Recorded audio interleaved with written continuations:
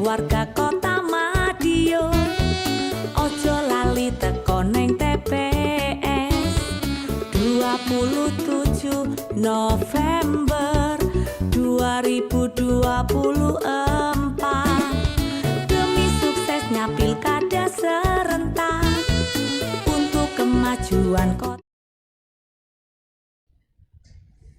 Halo teman pemilih, selamat datang di podcast OSI KPU Kota Madiun, tempat kita ngobrol santai tapi tetap berbobot soal demokrasi dan pemilu.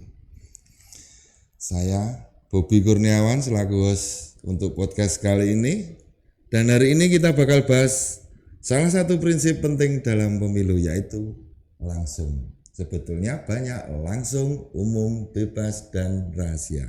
Untuk segmen kali ini kita bebas yang langsung dulu.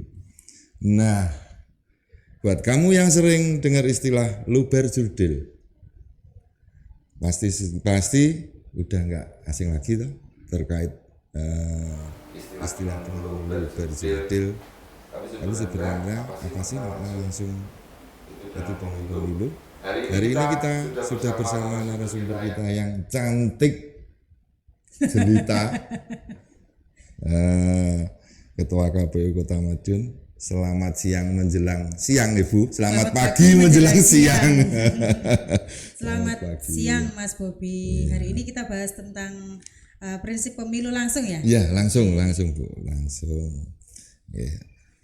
Selamat siang Bu. Halo, terima kasih, senang bisa berbagi dengan podcast OSI. Ya. Langsung saja Bu. Ya. Kita sering bicara terkait prinsip langsung dalam pemilu. Sebenarnya maksudnya apa sih Bu? Sebetulnya maksudnya dari langsung itu tadi. Apa kita langsung gimana? Apa langsung gimana gitu Bu? Jadi kalau teman pemilih sudah sangat familiar dengan prinsip pemilu yang kita terapkan selama ini ya, langsung bebas, rahasia, jujur dan adil. Dalam sesi ini saya ingin membahas atau mengulik terkait satu persatu dari makna prinsip tersebut. Untuk tema ini kita akan membahas dari prinsip langsung.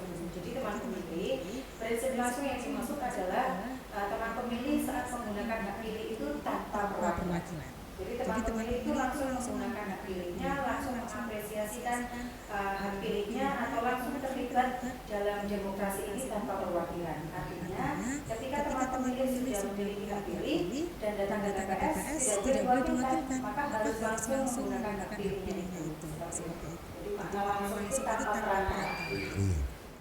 Tanpa perantara ini ya, saya mohon maaf Bu, jika ada ya semisal ini ya ada salah satu pemilih itu sakit misalnya seperti itu kan secara langsung kan tidak bisa datang ke TPS ataupun ya ini mohon maaf untuk disabilitas sendiri katakanlah seperti itu, kita juga tidak bisa datang langsung ke, tapi kalau disabilitasnya itu kan masih ada kategorinya tersendiri ya Bu. Tapi pada intinya langsung itu tidak bisa diwakilkan. Terus langkahnya Bu, kalau ada yang mau memilih, ada yang sakit itu gimana Bu? Kan tidak bisa langsung. Betul. Berarti meskipun sakit, meskipun disabilitas, meskipun tidak bisa datang ke TPS sekalipun, prinsip langsung tidak boleh dilanggar. Jadi KPU dalam hal ini nanti diwakili oleh teman-teman KPPS yang ada di TPS tetap melayani pemilih sesuai dengan hak pilihnya, sesuai dengan TPS-nya. Ketika tidak bisa di TPS, teman-teman KPPS tidak datang seperti itu. Kemudian ketika pemilih tersebut membutuhkan bantuan, misalnya harus dibawa, harus menggunakan alat tertentu atau harus dibantu untuk datang ke TPS, teman-teman KPPS juga memfasilitasi untuk ditemani sampai ke TPS, tapi tidak diwakilkan untuk mencoblos. Tetap yang bersangkutan menggunakan hak pilih secara langsung. Harus dengan tangannya sendiri ya Bu. Karena kalau diwakilkan oleh saudaranya, anaknya mungkin atau diwakilkan oleh yang lain, melanggar prinsip langsung, tidak secara langsung menggunakan hak pilih itu. Oh begitu. Kalau disabilitas itu Bu, jika kan disabilitas macamnya kan banyak, mungkin kan kayak yang ini ya mohon maaf untuk tunanetra juga itu kan sebetulnya bisa itu kan datang langsung, tapi kan itu jangan dengan cara memilih menyoblosnya itu apakah juga bisa dibantu dengan teman-teman KPPS gitu ya Bu ya, pada prinsipnya seperti itu. Kalau tunanetra biasanya kan mereka sudah bisa berjalan menuju tempat yang akan dituju dengan menggunakan alat yang mereka miliki.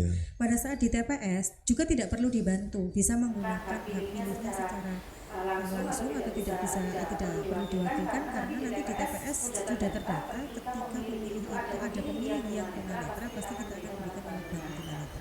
PT namanya, biar nanti mereka bisa langsung menggunakan hak pilihnya tanpa perantara, tanpa perwakilan. Gitu. Tapi kan kadang ada juga Bu yang ini ya mohon maaf ya, saya pernah dengar itu kan Mas pihak teman-teman KPPS itu datang ke rumah, Mas pilih kira-kira sing masuk sing ini bisa apa enggak Bu? Bisa. Jadi kalau teman-teman KPPS yang melakukan itu berarti dia menggunakan hak pilih lebih dari satu kali. Yang pertama itu, kedua juga melanggar prinsip langsung itu tadi, bisa terkena DKPP. Oh begitu. Itu kalau sudah masuk ranah DKPP pasti urusannya panjang. Belum lagi kalau apa ya DKPP selain DKPP pemilu ulang ya mestinya Bu ya. Kalau terjadi bisa nanti putusannya seperti apa ya bisa memungkinkan terjadi pemilu ulang. Iya. Pelanggaran kan itu. Iya. Iya Bu, ini terkait pemilih secara langsung, apalagi ya kemarin saya pernah dengar langsung memilih dengan cara kita datang langsung ke TPS gitu ya Bu ya. Orang sakit pun, nah ini kalau di Bu, misal ini di rumah sakit kan itu prinsipnya langsung kan harus datang ke TPS. Perlakuannya seperti orang sakit yang duduk di rumah tadi. Kalau misalnya di dalam TPS itu nanti jumlahnya melebihi atau mendekati dari jumlah TPS atau pemilih yang ada TPS, itu bisa mendirikan TPS khusus yang ada di rumah sakit. Berarti ada TPS khusus ya? Jika jumlahnya mendekati jumlah TPS yang ada di TPS tersebut. Misalnya di rumah sakit orang yang sakit terdata sampai hari 7 itu ada 300 lebih misalnya begitu. Bisa diajukan untuk pemilihan TPS khusus. Tapi kalau tidak, ya TPS terdekat yang melakukan pelatihan. Jika yang bersangkutan melakukan hadir untuk pilkada. Untuk pemilih jika yang bersangkutan berada contoh Indonesia dan seterusnya. Kalau misalnya tidak, misalnya contoh pilek gitu ya, kalau cuma dalam penting berarti kan tidak satu dapil dengan kita. Untuk pemilihan calon daerah di kota. Jadi prinsip-prinsip itu nanti yang harus digunakan untuk pelayanan mereka yang bisa datang ke TPS untuk menjaga prinsip langsung. Gitu ya. Ini bahas lagi Bu, ini terkait sama Ibu tadi bilang TPS khusus ya Bu ya. Berarti TPS khusus itu adanya cuma di rumah sakit atau di mana saja Bu? Tidak, ya di tempat-tempat yang lain yang sekiranya pemilih itu tidak bisa moving ke TPS dan memenuhi syarat untuk diajukan TPS khusus, bisa didirikan TPS khusus. Contohnya di lapas misalnya begitu, contoh tadi pondok pesantren misalnya aturannya tidak diperkenankan untuk keluar pondok pesantren misalnya begitu, dan di situ banyak pemilihnya yang ada di sana, nah itu bisa didirikan TPS khusus. TPS khusus itu berarti bisa juga melebihi ya Bu ya, melebihi dari misal gini, melebihi Ibu tadi kan 300 ya, 300 berarti kan bisa mendirikan TPS lebih dari satu TPS khusus ya untuk jumlah pemilih yang ada di lokasi khusus tersebut begitu. Itu nanti pembahasannya melebar jauh. tidak ke prinsip prinsip pemilu yang langsung ini. Iya Bu. Oke. Kalau tidak dilakukan biasanya itu penting banget ya Bu ya. Betul, penting sekali. Menarik. Bisa menjamin kebebasan ya. Terus gini Bu, saya masih bingung lagi. Itu apa ya? Apakah gimana ya? Dituntun ya kalau datang ke TPS itu ya, kita kalau semisal tidak bisa langsung kayak disabilitas itu kan dibantu sama teman-teman TPS untuk melaksanakan pencoblosan secara langsung gitu ya. Terus lansia itu juga sama ya Bu prinsipnya. Lansia Masih belum butuh bantuan ya, tidak perlu dibantu kan, artinya tidak perlu difasilitasi untuk didatangi, tidak perlu difasilitasi untuk datang sampai TPS. Lansia kan kategorinya ada yang mandiri, ada yang mandiri. Jadi mereka yang tidak sehat, lansia mandiri, ya mereka bisa datang ke TPS, tidak perlu ada teman untuk sampai TPS. Menarik, kata-kata langsung itu sangat menarik. Langsung datang ke TPS, langsung memberikan hak suaranya tanpa langsung sendiri, tanpa dilakukan ya Bu ya. Jadi pada prinsipnya langsung itu tidak boleh diwakilkan dan tidak boleh di. Jadi berdiri yang sudah memenuhi syarat menggunakan hak pilih itu menggunakan hak pilihnya secara langsung tanpa perwakilan.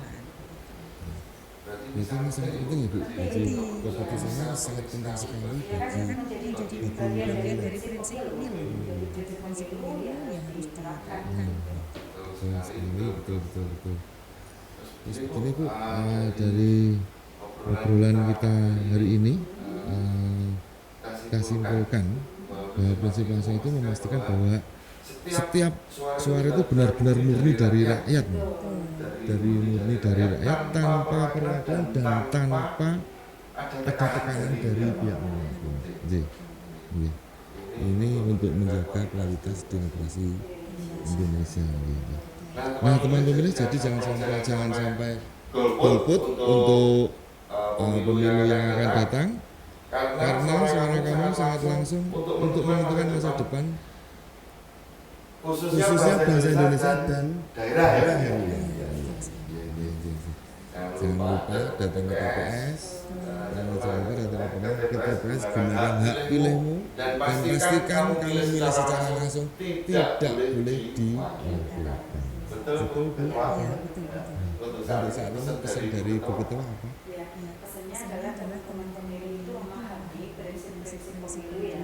Prinsip-prinsip itu harus memahami. Jadi teman-teman pemilu yang nanti pada saat pemilu atau pemerintah daerah datang sudah memenuhi syarat untuk menggunakan hak pilih atau sebagai pemilih, pesannya adalah teman-teman memahami prinsip-prinsip pemilu. Agar apa? Agar hak pilih teman-teman tidak disalahgunakan oleh orang lain. Jadi kalau misalnya saya yang menawarkan saya aja yang ngurus yang seterusnya.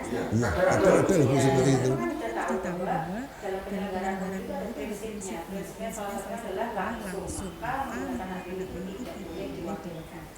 Semisal Bu, ini Bu Ketua nih semisal. Tak ada kan Bu. Oh enggak bisa. Gitu ya. Oke, terima kasih.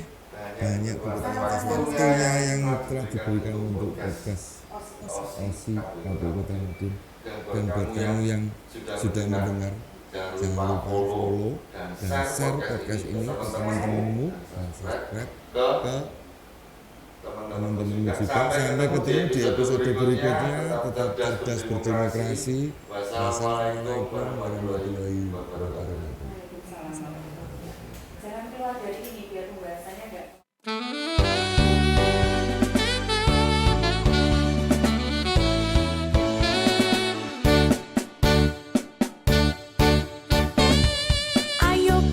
Warga Kota Madiun, ojo lali teko neng TPS 27 November 2024 demi suksesnya pilkada serentak untuk kemajuan Kota Madiun.